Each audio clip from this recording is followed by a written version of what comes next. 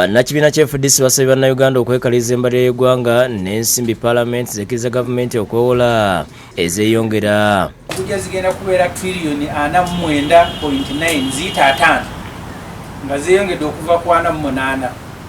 Naye ekituufu ssente ezitubangibwa zeeyongedde. Twagala nnyo abantu bagitegeere nga basinziira ku ssente Uganda ze yeewola okweyimirizaawo.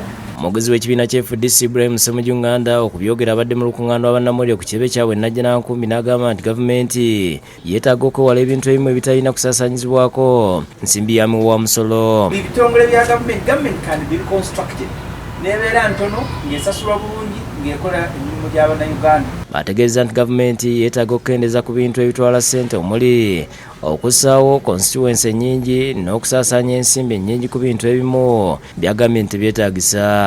Byonna byetaaga kutunulamu. Nze ndowooza nti Uganda ba MPs ekinene ennyo 10 bagibala.